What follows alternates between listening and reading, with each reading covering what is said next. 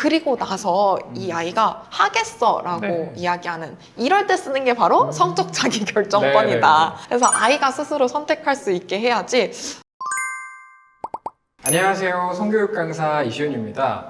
오늘은 정한솔 선생님과 함께 피임에 대해서 다뤄볼까 하는데요. 제가 최근에 교육을 다니다 좀 놀랬던 게 서울 모 학교에서 이제 빈집을 친구들에게 빌려주고 거기에서 그 반 아이들이 거의 뭐 돌아가면서 숙박업소 대실하듯이 관계를 하고 이거를 인스타에 올리고 해서 지금 전체 조사가 들어가 있다는 얘기도 들었고, 땡마켓에서 이제 모텔 숙박권을 이제 거래를 해서 중고 거래처럼 네. 하는 경우들이. 그 체크인을 하고 그 키를 주는 거예요. 그러니까 걔네가 들어갈 수 있죠. 이렇게 가리고 들어가서 키만 찍고, 그래서 거기서 관계한 걸 또 인증샷 올려서 문제가 좀 되고, 이런 경우들까지 보니까 피임과 책임에 대한 얘기들을 좀 강하게 해줘야 되나 이런 고민을 하게 되던데, 선생님께서는 좀 어떻게 생각하실까요?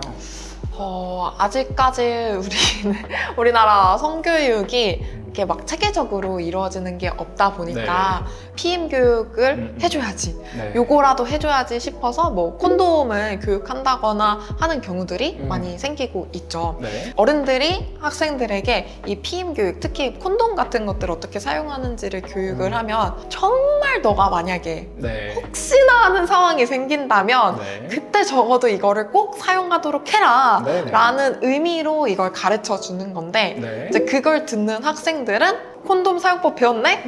나 이거 써도 되는 거야? 네. 해도 되는 거야? 라고 받아들인 경우가 맞아요. 너무 많은 게 아니라 솔직히 대체로 이렇다. 네. 자, 그럼 피임법에는 어떤 게 있는지, 그리고 피임법을 어떻게 교육하는지 선생님은 현장에서 어떤지 한번 설명해 주실 수 있을까요? 어떤 내용을 하는지? 먼저 피임 얘기하기 전에 그럼 네. 사전에 뭘 해야 되는지부터 설명을 네네. 해드릴게요. 네. 성관계라고 하는 거는 우리가 생각하는 스킨십의 정말 최종적인 네. 정말 친밀한 관계에서 할 수 있는 거다라는 것들을 이야기할 필요가 있겠고, 이것들이 되게 사랑과 생명을 책임질 수 있는 두 사람의 관계 안에서 이루어지는 거다라는 설명을 꼭 해줄 필요가 맞아요. 있습니다. 그래서 너는 그러면 언제 해보고 싶니? 라는 질문부터 들어가야 될 것 같아요. 진짜 사랑하는 사람을 만났을 때 네. 성관계를 하고 싶어? 성관계까지 가고 싶어? 네. 라는 것을 물어보면 지금은 아닌 것 같아요 라고 네. 말하는 친구들도 많거든요. 근데 이런 것을 생각해보지 않으면 그냥 내가 좋아서 만났는데 그 기간이 길어졌어요. 네. 그래서 막 한 달, 100일, 1년이 됐잖아요. 네. 그러면 주변에서 이야기를 하죠. 안 너 했어? 어디까지 했어? 네. 아직도 안 했어? 네. 이런 말을 들으면 했어야 되나? 이렇게 네. 생각을 하게 돼요. 그런 것들을 생각해 볼 수 있는 기회를 준 다음에 하면은 그러면 임신 가능성이 있잖아. 네. 그럼에도 불구하고 하고 싶다면 어떻게 할래? 네. 물어보면 당연히 피임이라는 말이 나옵니다. 그러면 너가 그때를 위해서 네. 혹시나 모를 그런 상황을 위해서 알려줄게 라는 전제를 꼭 잘 말해줬으면 좋겠다. 그러면 그 중에 가장 대표적인 방법인 콘돔에 대해서는 선생님 어떻게 설명해 주세요, 아이들한테? 콘돔은 피임이라는 역할도 있지만 사실은 성병 예방이라는 맞아. 차원에서도 다른 피임약이 갖지 못한 엄청 큰 장점이 있기 그럼요. 때문에 이거는 누구나 사실은 써야 된다라고 디폴트. 이야기를 하죠. 콘돔이라고 하는 거는 또 어떠한 사용 방법을 그렇죠. 배우고 나서도 쓰기가 되게 어려운 때가 네. 있죠.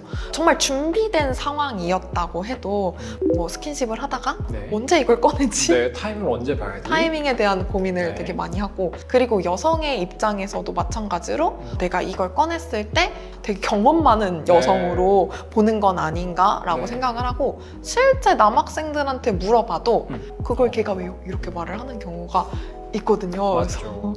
얘 이건 둘 다를 위해서 이게 필요한 거야 라고 이제 알려주기는 하지만 여전히 이러한 설명들을 배경으로 해주고 써야 되는 게 콘돔 아직까지 그렇다. 경구 피임약은 선생님께서 어떻게 전달해 주실까요, 아이들한테? 전문가의 도움을 빌려서 상담을 해보고 쓰는 게 좋겠다라고 이야기를 합니다. 그렇죠. 왜냐하면 특히 청소년 대상으로 생각을 하면 피임약의 가격도 맞아요. 그걸 매달 계속 먹어야 된다고 하면 꽤 부담되는 맞아요, 가격일 맞아요. 수 있거든요. 그래서 그런 부분들을 병원에 가서 한번 상의해봐라, 약국 가서 확인을 해보고 사라라고 이야기를 해주기는 합니다. 네. 그리고 그랬을 때 피임약도 되게 종류가 많아요. 엄청 많더라고요. 에스트로 엄청 많아요. 그 안에 성분에 따라서 2세대, 3세대, 4세대 그리고 뭐 에스트로겐의 용량에 따라서도 네. 다르다. 그래서 옛날에 만들어진 것들은 또 기본적으로 약이 가지고 있을 네. 수 있는 부작용도 뭐 네. 오심부터 막 이런 것들도 혈전이나. 있기 때문에 혈전도 당연히 가지고 있는 네. 부작용 중에 하나여서 그러면은 내가 그 적응증이 되는지 네. 확인을 해보고 먹을 수가 있어요. 그리고 이 경구 피임약 같은 경우에는 우리가 막 월경불순이 있다거나 네. 이런 경우에도 먹을 수 있거든요. 그래서 피임 목적이 아니라 그냥 그쵸. 약간의 치료, 예방적인 목적으로 네. 먹을 수도 있어서 그런 점에서는 사실은 피임약이 아니라 우리 사회의 인식도 그냥 내가 그냥 호르몬을 적절히 조절하려고. 조절하기 위해서 먹는 거구나라고 생각을 해주시면 맞아요. 좋을 것 같아요. 실제 경험 있는 친구들 보면 질병 사정 얘기하는 거 정말 많아요. 이 부분은 좀 어떻게 보세요? 사실 콘돔이랑 경구 피임약이 가장 뭐 청소년들도 접하기 쉬운 거지만 요거 말고 학생들이 잘 쓰는 다른 두 가지가 있죠. 네. 그게 바로 질외사정 그리고 우리가 그 임신주기법이라고 이야기를 저는 하는데요. 네. 사실 약간 피임률이 그렇게 높지 그럼요. 않죠. 물론 뭐 논문이나 아니면은 뭐 교과서에 네. 피임 방법으로 나와 있을 수는 있지만 맞죠. 청소년에게 피임 방법으로 설명하기에는 정말 무리가 네, 있다라고 리스크가 크죠. 생각을 합니다. 네. 그래서 그거는 피임법으로 생각하지 않았으면 좋겠다라고 일단 청소년에게는 확실히 이렇게 네. 말을 하고 있습니다.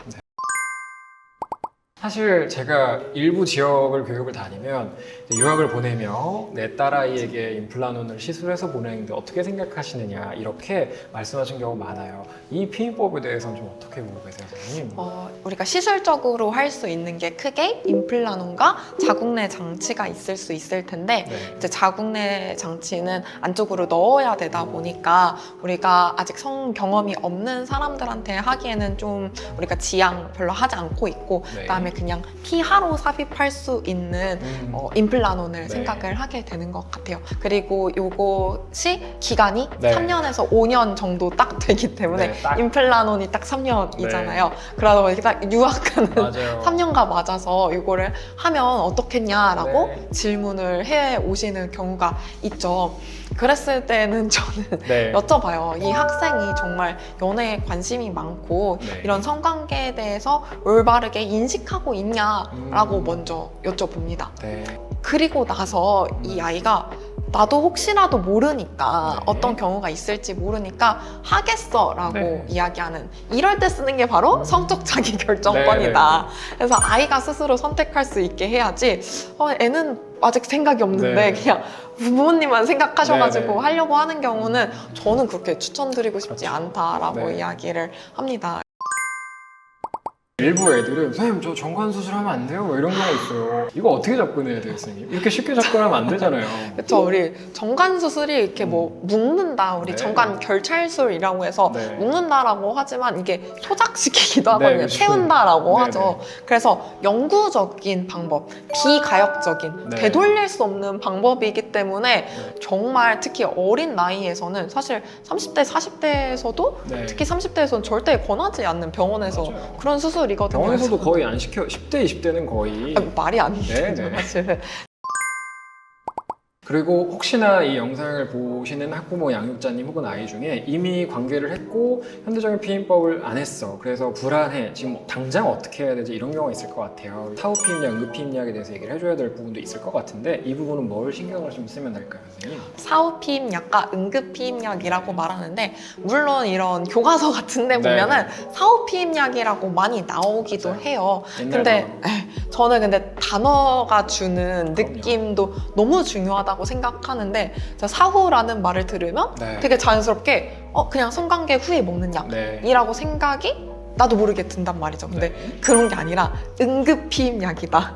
그래서 내가 진짜 비상시 정말 긴급한 경우에 어쩌다가 한 번 사실 일생에 안 쓸 수 있으면 제일 좋다라고 하는 게 응급 피임약이다라고 생각을 하거든요. 무조건 병원에 가셔야 되는 약이다라고 이야기를 할 수 있고 72시간 3일 이내에 먹어야 되는데 또 요즘에는 5일 이내 먹으면 네. 되는 약도 나왔어요. 그래서 3일에서 5일 이내에 먹어야 효과가 있다라고 하지만 네. 이거는 시간이 지날수록 급격하게 그 효과가 떨어져요. 그래서 무조건 빨리 그리고 주말이면은 병원 안 열었다고 안 가는 게 아니라 응급실 가서라도 이제 약을 받으셔야 되는 거다. 근데 이게 비용이 당연히 네. 좀 비싸요. 네. 비급여이기 때문에 네. 비쌀 수밖에 없습니다. 그래서 꼭 미리 미리. 다른 피임을 잘 하고 했으면. 난 다음에 어쩔 수 없는 경우에만 가라. 이렇게 전반적으로 이제 피임에 대해서 얘기를 해봤는데 사실은 이거 들으신 거 그대로 아이한테 다 설명해라 혹은 우리 아이들이 이거 당장 현실에서 옮겨봐라 아니고요, 참고해서 알고 있었으면 하는 내용이었습니다. 자, 오늘 긴 시간 들어서 정말 감사하고요. 다음에 또 선생님과 좋은 주제, 좀 질문 많이 해주신 주제로 찾아뵙도록 하겠습니다. 감사합니다.